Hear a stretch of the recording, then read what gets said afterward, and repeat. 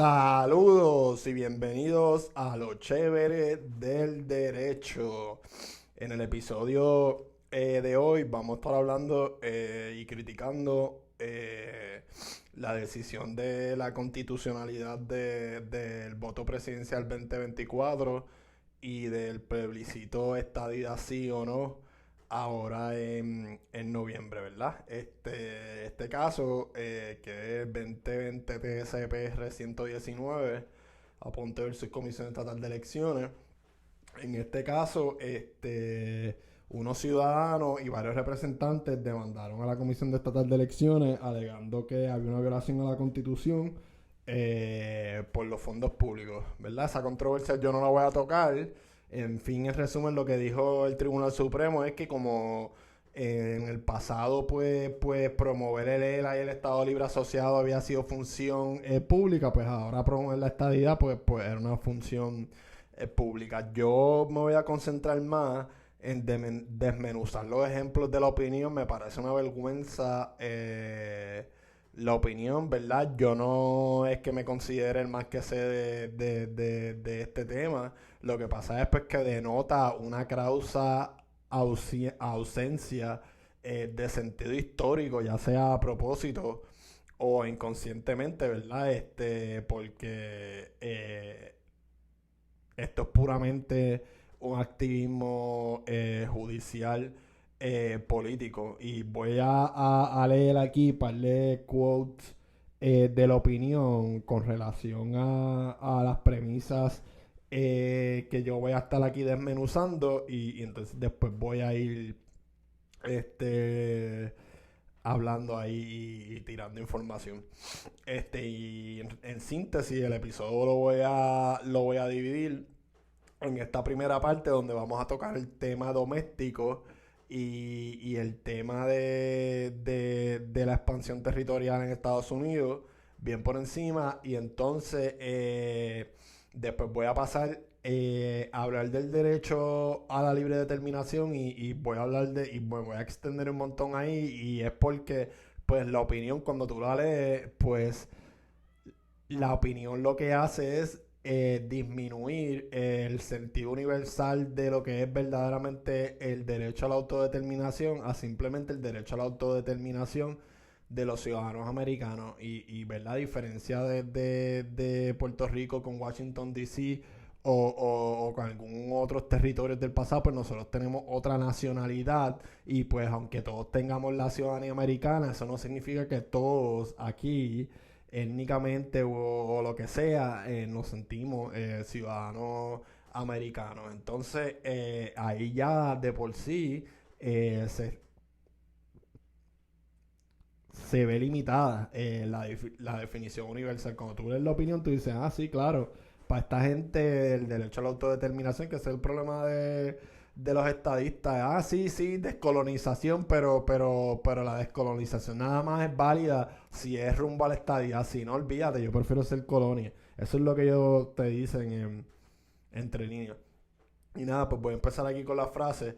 Desde su génesis, Estados Unidos de América fue concebida como una nación creciente y abierta a nuevos integrantes. El Congreso ha ejercido su facultad de admitir estados a la Unión por los pasados 200 años al admitir 37 estados a la Unión. Queda claro que el poder del Congreso se limita a admitir nuevos estados y no a crearlos. The admission of power of Congress is not responsible for the birth of a new state. Eh,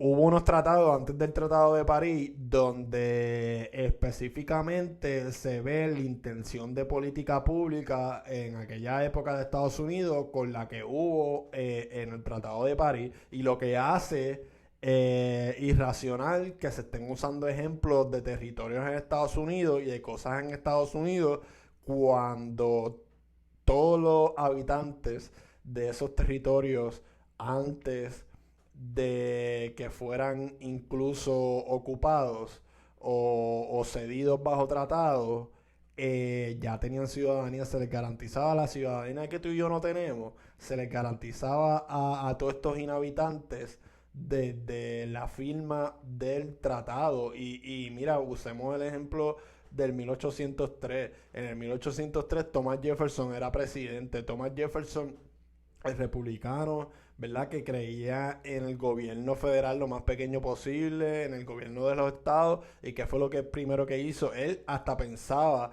que comprar ese territorio a Napoleón era inconstitucional, y como que ahora lo hizo, pam, pam, y cogieron y bajo el tratado le dieron la ciudadanía a las personas de Luisiana. Y cuando tú te pones a pensar, pues en aquella época, 1803, Luisiana era pues como si tú tuvieras un equipo de fútbol, soccer europeo, a jugar un juego de fútbol americano. Eran dos culturas totalmente diferentes. El poder de crear y establecer nuevos estados recae en los ciudadanos del territorio.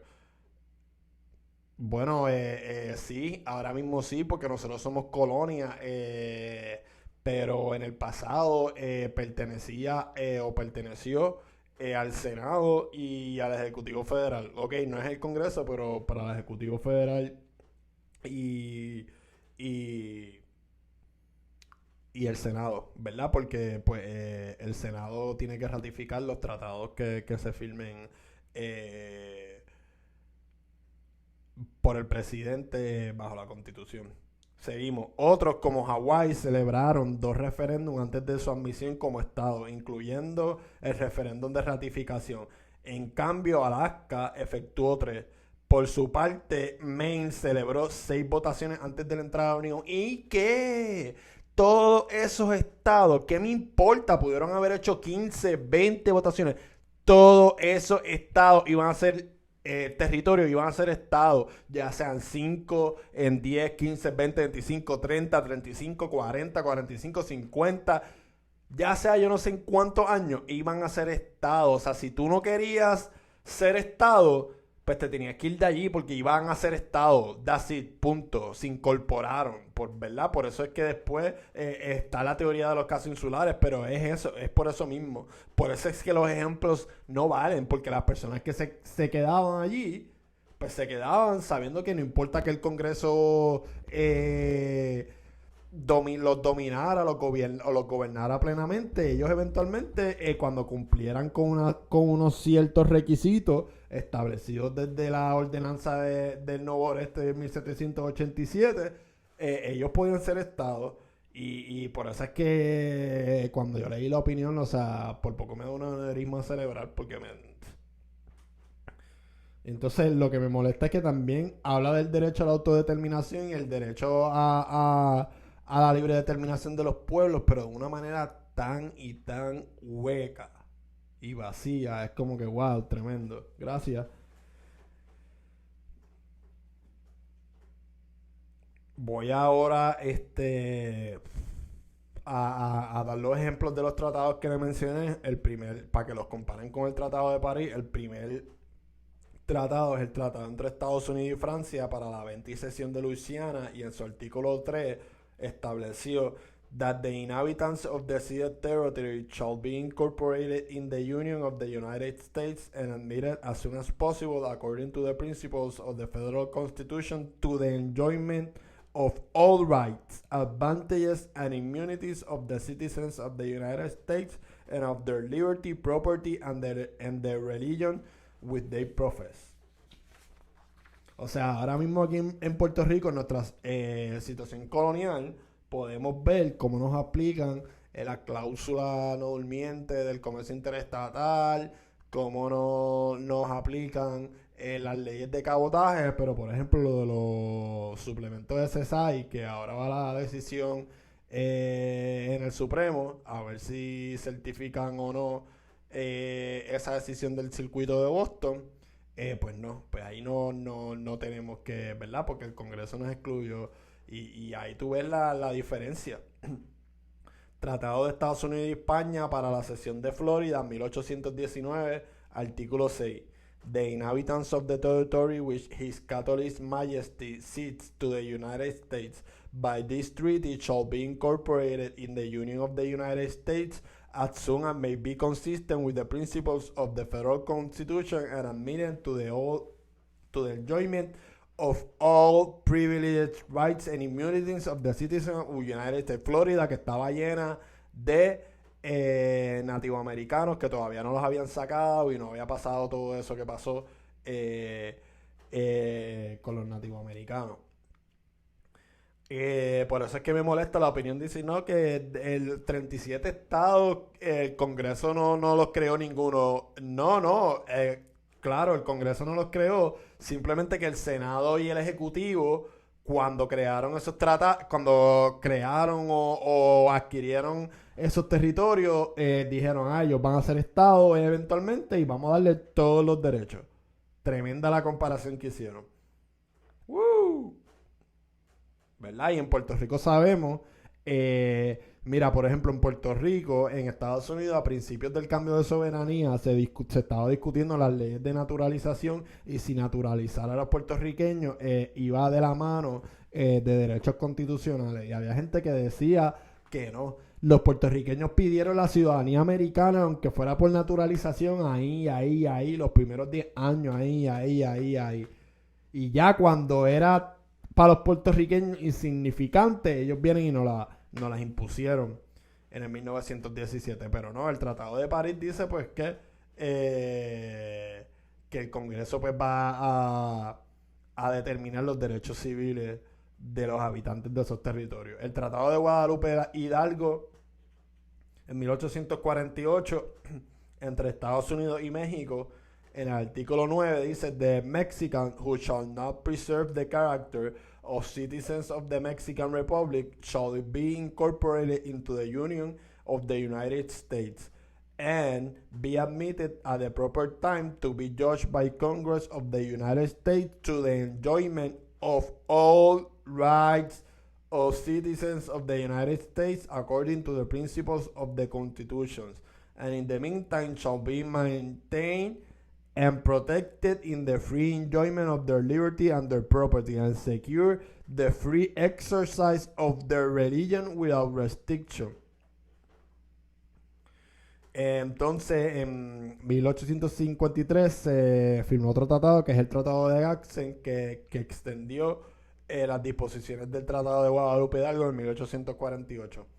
El Tratado de Estados Unidos y Rusia para la cesión de Alaska en 1867, en su artículo 3, the inhabitants of the ceded territory, with the exception of the uncivilized tribes, shall be admitted to the enjoyment of all rights, advantages, and immunities of the citizens of the United States, and shall be maintained and protected in the enjoyment of their liberty, prosperity, and their religion. Es más, yo tengo una tabla aquí que la voy a publicar pronto, que es una lista, ¿verdad?, de los estados y cuando se incorporaron y se admitieron como estado. Mira, Alaska fue un territorio no incorporado de 1867 a 1912. Alaska se incorporó en el 1912 y se admitió como estado en el 1959. ¿Qué me importa cuántas veces Alaska votó? Si ya iba a ser estado. ¿Qué importa? O sea, lo incorporaron en 1912. Hawái. Yo tengo aquí otra cosa que voy a publicar, que es como una cronología que yo hice cuando estaba en la maestría, en ese tiempo que estaba aburrido en Texas, de los casos insulares. Mira. La ley Foraker fue aprobada el 12 de abril del 1900. La ley Foraker que nos dio un sistema inconstitucional de separación de poderes, ¿verdad? Además de que el presidente nombraba a todos los funcionarios altos y pues la única cámara que era representada por el pueblo pues no tenía ningún poder. Al mismo tiempo que nos dieron eso, 18 días después pasaron la ley orgánica de Hawái y Hawái fue declarado oficialmente un territorio incorporado.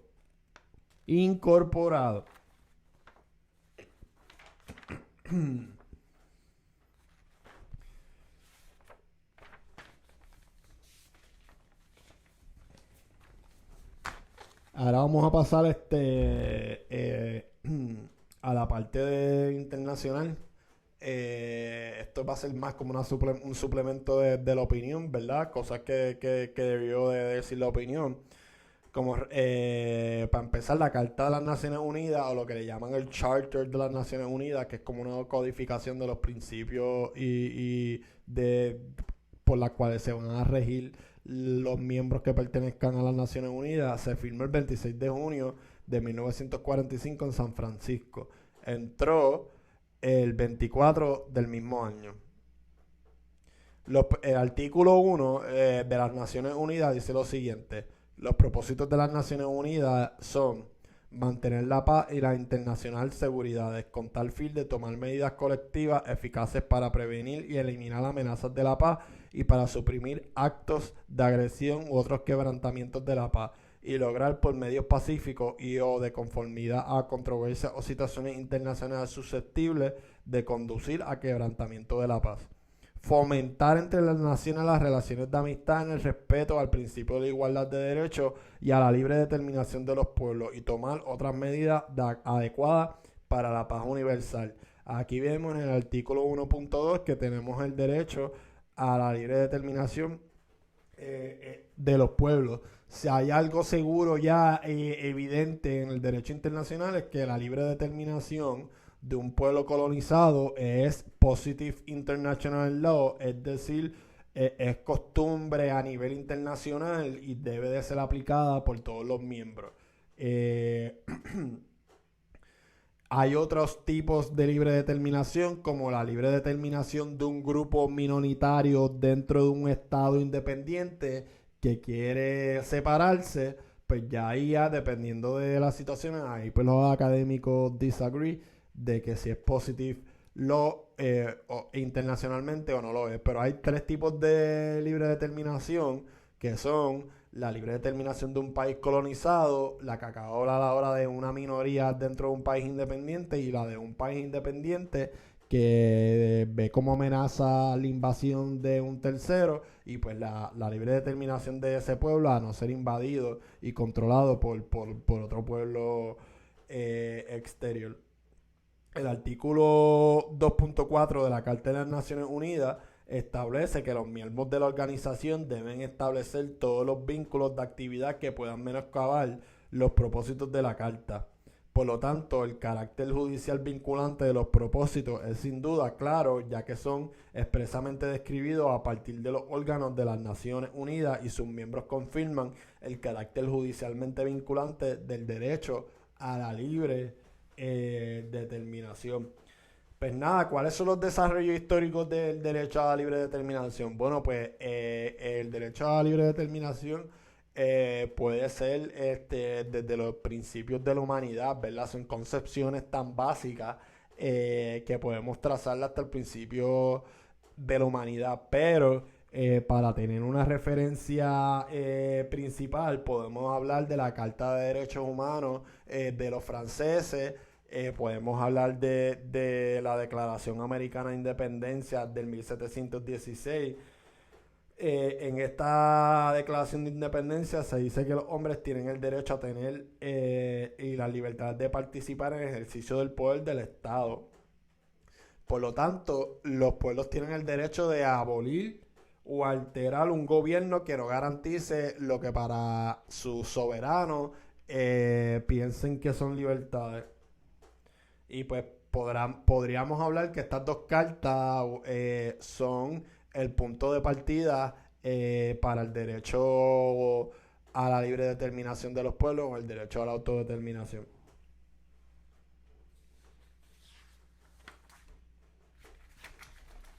A finales del siglo XX surgieron dos versiones del derecho a la libertad de la libre determinación de los pueblos.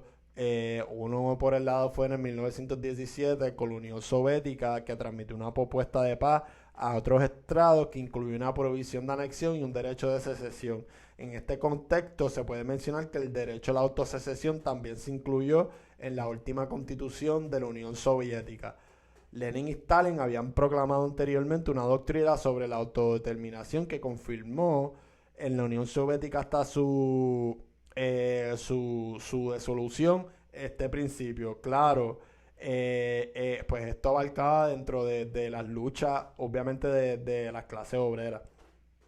Otro desarrollo adicional del derecho a la autodeterminación fue promovido por el presidente Wilson en la inclusión del concepto en los 14 puntos, 14 points, en 1918, ¿verdad? Y como le digo yo, el hipócrita Mr. Wilson invadió a muchos países en el Caribe, invadió Honduras, invadió a Guatemala, invadió a Nicaragua, invadió a México, invadió a Haití, invadió a Cuba, invadió a República Dominicana. Mientras daba discursos que los pueblos tenían que gobernarse por el consentimiento el poder se derivaba del consentimiento de los soberanos. Y verdad, por eso es que yo le digo al hipócrita, porque en verdad este primer desarrollo de la libre determinación, después de la Primera Guerra Mundial y la formación de la Liga de Naciones y este primer sistema de tutelaje, era básicamente, le pasaron las potencias a los que ganaron, y entonces pues los demás se iban descolonizando poco a poco. En las sesiones pre-Naciones Unidas, las propuestas de establecer una tutela internacional para todos los territorios dependientes chocaron con la oposición de las potencias coloniales. Estas son en mayoría a mediados de los 40, más fuertes todavía. Y cuando firmaron su carta todavía tenían muchas, o estaban en proceso de descolonizar. También hubo unas controversias a principios, ¿verdad? Esto es todo parte también el Monroe Doctrine, ¿verdad? De que América para los americanos, ¿verdad? O sea, para los americanos completos, no para los estadounidenses. Mientras Europa, después de la Primera Guerra Mundial, se iba descolonizando poco a poco, Estados Unidos, pues, tenía sus colonias. Un ejemplo de lo de la Primera Guerra Mundial lo podemos ver en el caso, ¿verdad? Que hoy en día tenemos muchos problemas, que en Palestina, pues, en la Primera Guerra Mundial era el Imperio Otomano se disolvió, todo eso se fue descolonizando y haciéndose países independientes, y Palestina, pues, era un territorio. Inglaterra ocupó eso, porque pasó a manos de Inglaterra cuando se acabó la Primera Guerra Mundial. Y entonces, en la Segunda Guerra Mundial, pues Inglaterra dijo, ok, pues dale, pues yo voy a darle un canto de esta tierra. Y entonces, pues crearon el Estado de Israel, que en verdad esa tierra es de los palestinos.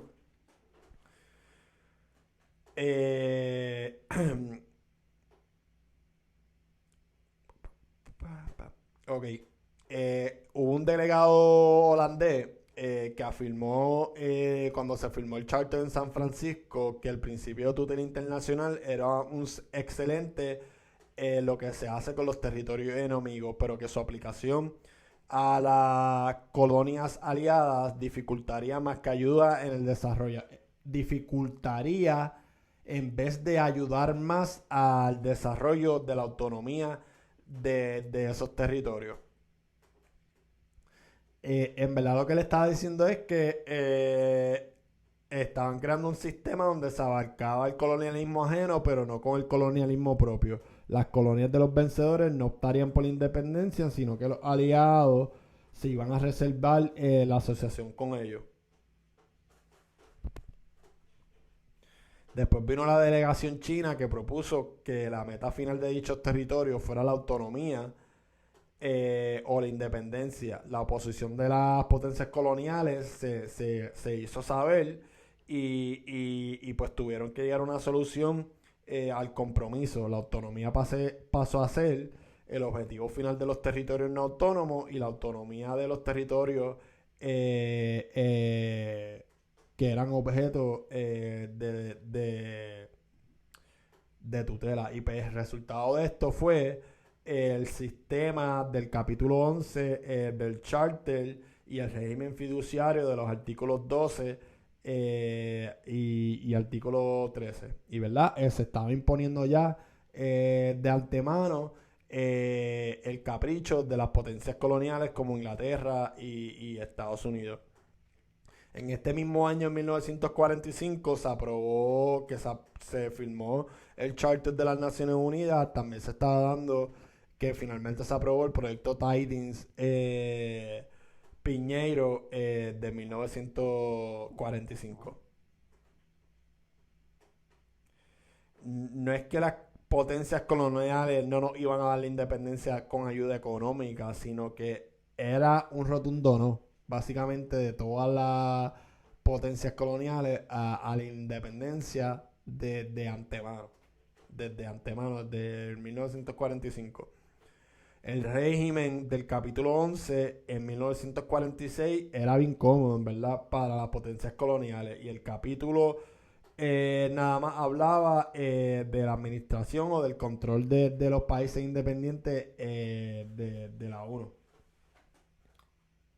Y esto era uno de, ¿verdad? Esto es lo que está en el Charter de las Naciones Unidas ahora mismo, que dice transmitir regularmente al secretario general a título informativo y dentro de los límites de seguridad y consideraciones su orden constitucional la información estadística o naturaleza técnica que versa sobre las condiciones económicas, sociales, educativas de los territorios por los que son responsables, que no sean de los territorios, que no sean del artículo 12 o el artículo 13. De una mirada a estos trabajos de la conferencia de San Francisco, podemos ver pues que todo esto ya no eran cosas que se estaban dando al azar. Y era clara la política pública internacional que estaban teniendo las potencias y metrópolis vencedoras a la hora del establecimiento del Charter de las Naciones Unidas. Sin la información política en los informes requeridos, las obligaciones de asegurar su adelanto político y desarrollar un gobierno propio, lógicamente, iban a quedar al capricho de las potencias coloniales en vez de la voluntad genuina y la autodeterminación de los ciudadanos de ese territorio con la ayuda de la comunidad internacional. Estas potencias al principio empezaron a interpretar el artículo 11 del Charter de las Naciones Unidas unilateral y por lo tanto ellos decían que los territorios no autónomos quedaban fuera de la supervisión de la ONU y dentro del ámbito, ¿verdad?, de cada potencia. En 1952 la Asamblea General creó un comité especial para establecer los factores que servirían de guía para determinar si un territorio alcanzó el mayor grado de autonomía y si los países miembros creen que logró esa autonomía y ellos junto al secretario general, la Asamblea General, están de acuerdo. Los países anticolonialistas trataron de hacer una lista que se adoptara como documento oficial, pero no lo lograron. Y pues al final no fue lo que ellos esperaron. La Asamblea General de las Naciones Unidas declaró al final que los estatus de las dependencias podían terminar mediante la constitución de un territorio como Estado soberano independiente, anexándose o libre asociación con un Estado independiente. El Departamento de Estado es de la opinión, esto fue un testimonio por el señor Jack McFall en las Naciones Unidas. El Departamento de Estado es de la opinión de que el mayor importancia al pueblo de Puerto Rico autorizado a dictar su propia constitución según el proyecto del Senado 3336, forma de que los puertorriqueños den su consentimiento a su relación con los Estados Unidos. Más aún, tal conducta por nuestro gobierno es consona con los principios democráticos de los Estados Unidos y con nuestras obligaciones bajo el Charter de las Naciones Unidas. Ahora voy a hablar rápido del caso de Puerto Rico en 1953, el debate que se dio allá adentro ¿verdad? Y por qué por qué hoy en día, es verdad, porque esto pues, todo se está dando dentro del contexto de la Guerra Fría, por qué hoy en día no se le puede culpar a los independentistas de verdad de que se tomaban o se toman fotos con líderes y enemigos ideológicamente de Estados Unidos, pero nadie habla, ¿verdad?, de cuando Kissinger iba a Argentina a tomar la inspección o supervisión de las actividades de la dictadura, o cuando fue Guest of Honor en la Copa Mundial que hosted la dictadura. Tampoco hablan cuando fue a Chile, no, o sea, no hablan nada de todas las fotos, no hablan las fotos de los jefes de la CIA con los dictadores, no enseñan la foto de Bush cuando era jefe de la CIA, nada. Todo es los independentistas. O sea, porque Estados Unidos es... ustedes saben cuando Estados Unidos firmó su primer tratado, o sea, firmó y ratificó su primer tratado de derechos humanos en el 1988, así como ustedes lo creen. Y se tardó en ratificar un montón el convenio de derechos económicos, políticos y sociales, porque ellos sabían que si lo ratificaban y se obligaban a cumplir con el tratado, muchas de las leyes dentro de Estados Unidos, como las leyes Jim Crow, podían invalidarse por simplemente ser discrimen de raza. Así que pues, ¿qué les puedo decir? The Land of the Free. El 17 de enero de 1953, el gobernador Muñoz Marín envió una carta al presidente Harry Truman en la que básicamente le pidió que el gobierno de Puerto Rico, que el gobierno de Estados Unidos fuera a las Naciones Unidas y en nombre del gobierno de Puerto Rico pidiera que lo sacaran de la lista de territorios no autónomos. Entonces, ¿cuál sería la consecuencia? Que si me sacan de la lista de territorios no autónomos, la metrópolis que me controla no deja de rendir los informes que el artículo 11 del Charter de las Naciones Unidas le exige a las metrópolis rendir de los territorios no autónomos. El 19 de enero, solo 2 días después de enviar la carta al gobernador, el embajador norteamericano en las Naciones Unidas notificó al secretario general de la decisión. Al día siguiente, el 20 de enero, Cabot Lodge emitió al secretario general de las Naciones Unidas, este es Cabot Lodge Jr., la carta de Muñoz Marín y un memorial del gobierno de Estados Unidos. En este memorial, Estados Unidos hace un recuento de la administración de Puerto Rico por los Estados Unidos desde el 1898 hasta el 1948. Los Estados Unidos en ese memorial hablaron como si en 1948 en Puerto Rico se hubiera celebrado un referéndum y fue falso. Y cito, traducido del español: en Puerto Rico, los candidatos para gobernador y comisionado residente electos por la mayoría robusta comparecieron ante el país con un programa que abogaba por la adopción del pueblo de una constitución dentro del marco de una continua relación con Estados Unidos, como el pueblo de Puerto Rico iba a consentir. En esta elección los candidatos rechazaron la estadidad y la independencia para Puerto Rico.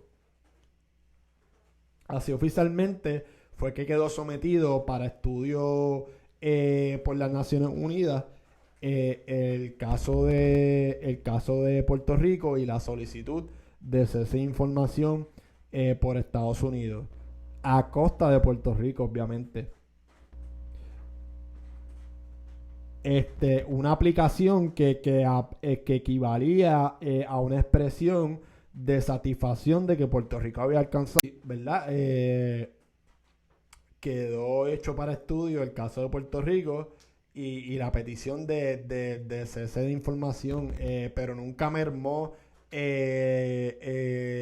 la autoridad oficial del Congreso. Simplemente la cambiaron de nombre. Es más, cuando se abrió la discusión del caso de Puerto Rico ante el Comité Internacional de Territorios No Autónomos, el 28 de agosto de 1953, ya el Tribunal del Circuito de Boston había decidido el caso de uno de los casos de Mora versus Mejía. Se lo recomiendo, del primer circuito de Boston 1953, el cual fue uno de los primeros casos que rechazó la visión autonómica por convenio del gobierno propio de los puertorriqueños. El Departamento de Estado de Estados Unidos extendió como delegado alterno la posición al comisionado residente Fernand Hissern para que también fuera parte de las discusiones y del debate sobre la petición de cese de información de Estados Unidos sobre Puerto Rico. Ante el Comité de Información, la exposición del comisionado residente fue un breve recuento de la historia del país, reseñando el camino de soberanía y el contenido de las leyes orgánicas que el Congreso aprobaba para Puerto Rico. Comentó también sobre la política de los años 40, el cual hizo referencia a las elecciones de 1948 y dijo expresamente que eran unas elecciones y que no fue un referéndum. Explicó la nueva estructura, la separación de los gobiernos y las competencias de las ramas del gobierno, el proceso electoral y pues por último la esfera del gobierno federal en Puerto Rico. El debate continuó por semanas, intervinieron los representantes de Estados Unidos y al final se sometió a votación. Esta fue favorable, pues está los Estados Unidos por 12 votos a 0 con 3 abstenidos. El régimen, sin embargo, o sea, dentro de la posición de Estados Unidos, el mismo régimen de Estados Unidos no dio la oportunidad a que opositores dentro de lo que se representa a Puerto Rico presentaran sus memorándum de oposición a que se quitara Puerto Rico de la lista de territorio no autónomo. El 30 de octubre de 1953, la señora Frances Bolton, delegada de los Estados Unidos ante la Cuarta Comisión de la Asamblea General, presentó nuevamente al comisionado residente como delegado alterno para seguir explicando el caso de Puerto Rico. Y pues en esta ocasión la exposición del comisionado residente fue corta y precisa y presentó el problema. Tengo que hacer la aclaración que en ninguna de estas discusiones le presentaron a los miembros de las Naciones Unidas la ley de relaciones federales entre Puerto Rico y Estados Unidos, que básicamente era un remanente omnímodo de la ley orgánica Jones.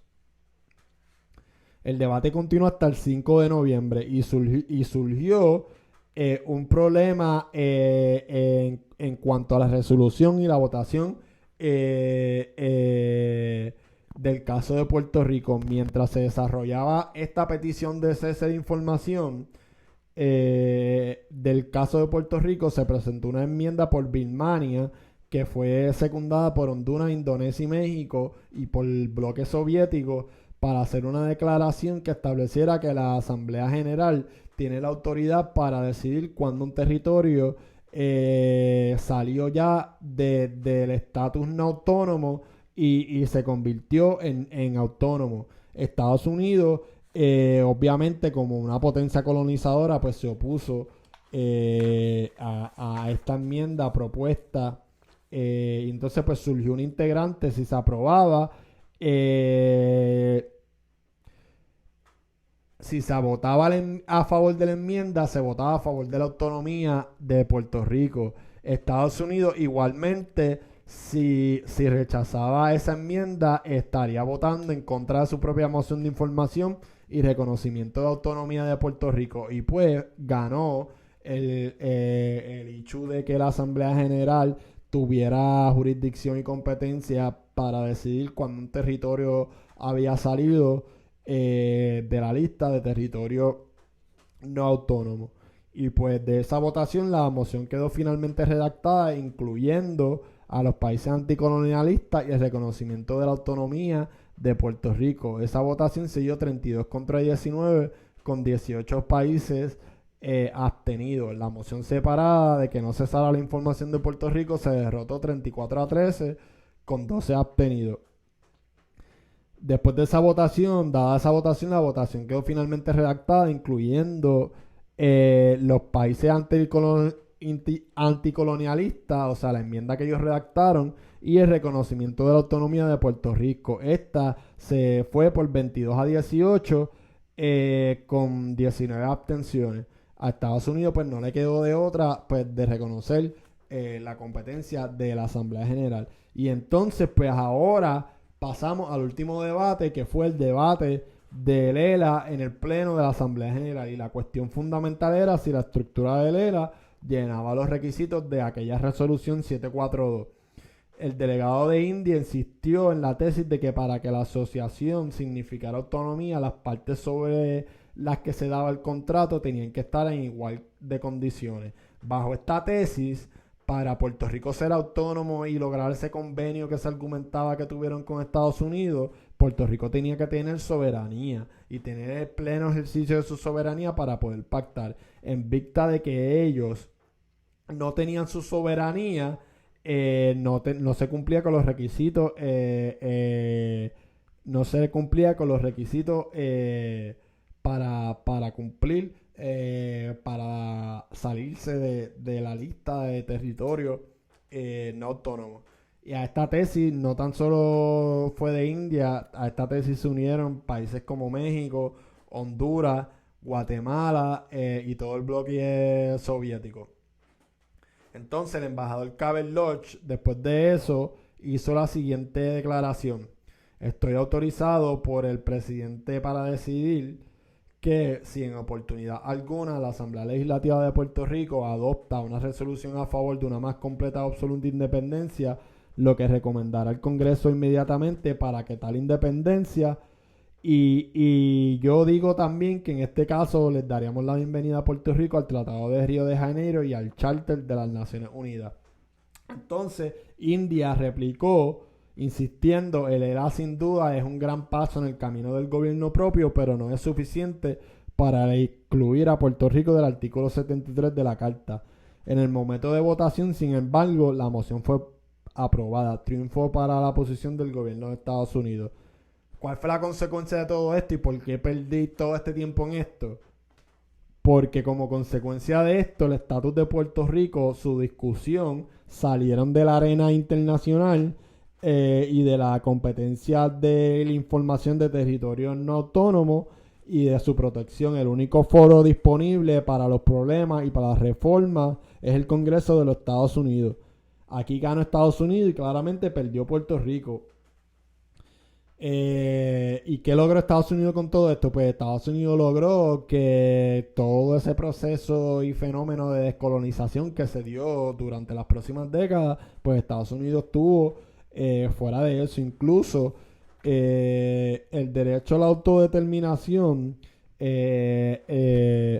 también está codificado en otros tratados como el Covenant de, ¿verdad?, que ya mencioné, de derechos políticos, económicos y sociales, que en su artículo 1 dice que todos los pueblos tienen que tener derecho a elegir a sus líderes. Esos tratados que, ¿verdad?, que empezaron en 1916 en el Covenant de Human Rights, se dieron, aunque no lo crean, a nivel internacional gracias al bloque soviético. El bloque soviético fue un defensor de los derechos de descolonización, de los derechos de las mujeres y de los otros derechos a nivel internacional, mientras a nivel doméstico hacían cuanta violación de derechos humanos y civiles. Y pues Estados Unidos era lo mismo, dentro de Estados Unidos, los estados a nivel federal y a nivel de foreign policy. Y nada, me tomé todo este trabajo porque la historia siempre tiene dos caras de la moneda.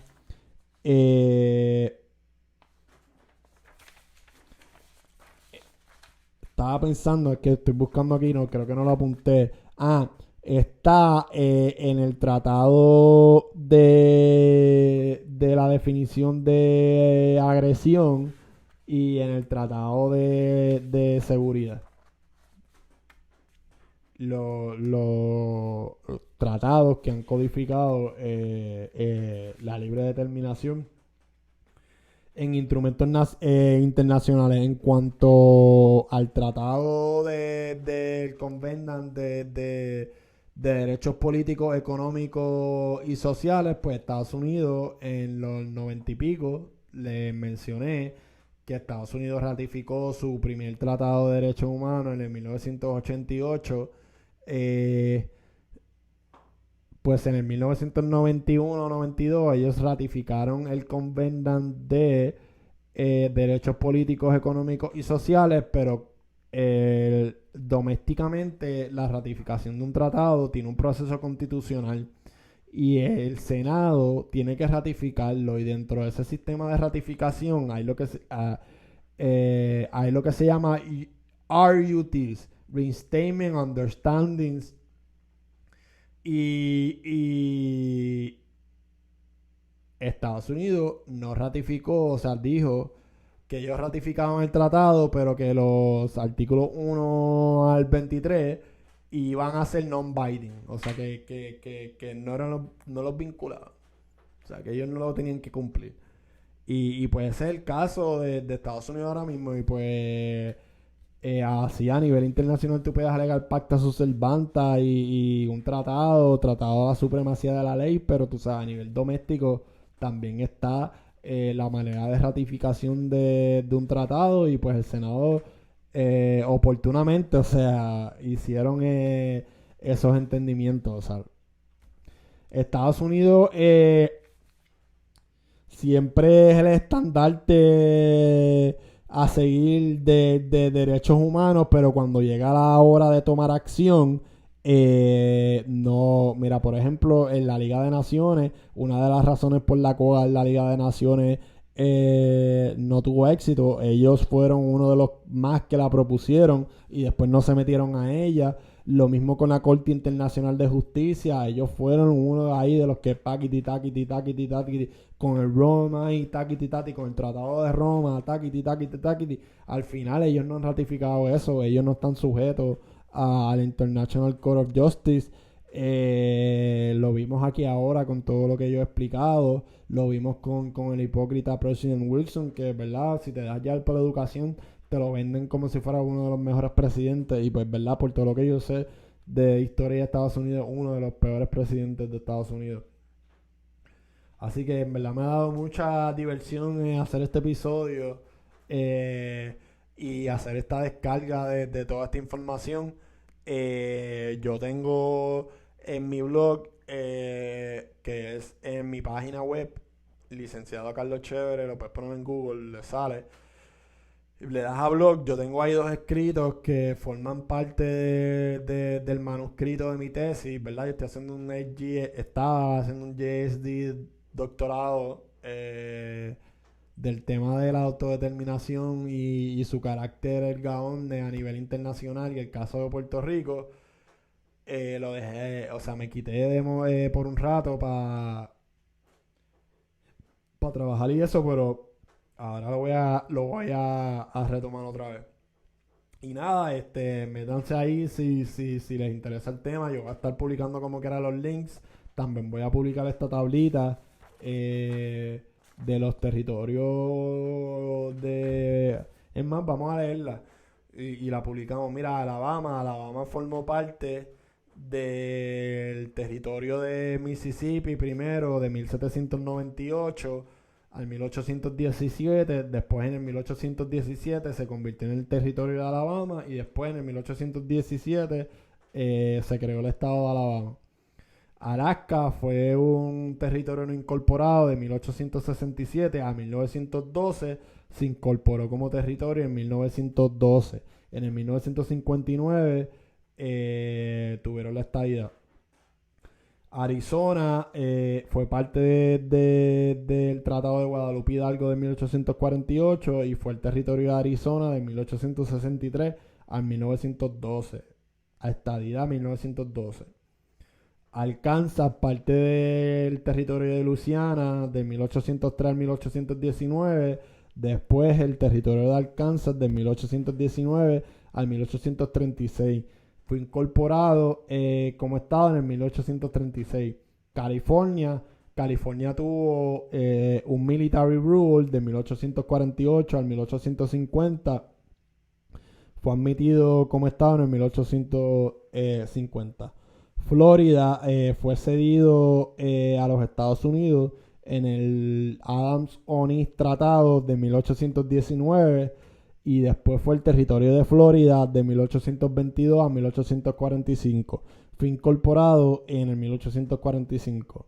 Hawái, un territorio no incorporado de 1894 al 1900. Territorio de Hawái del 1900 al 1959. Idaho, Incorporated Territory 1863-1890.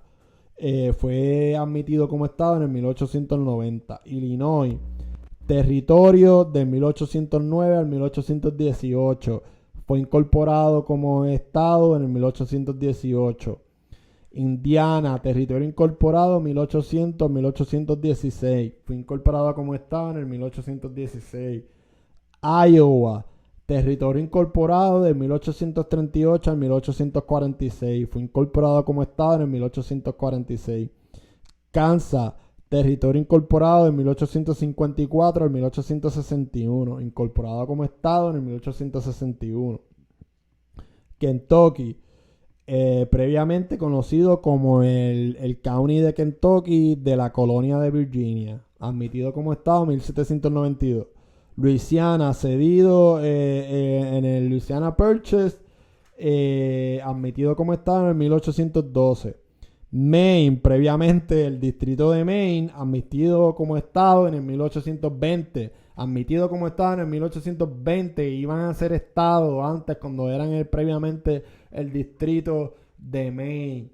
Pero no, ellos votaron 6 veces antes de convertirse en estado y pues es importante ese dato según la opinión. Territorio incorporado 1849-1858. Estado 1858. Mississippi, territorio de Mississippi 798 a 1817. Incorporada como estado 1817. Missouri, territorio incorporado 1812-1821, incorporada como estado 1821.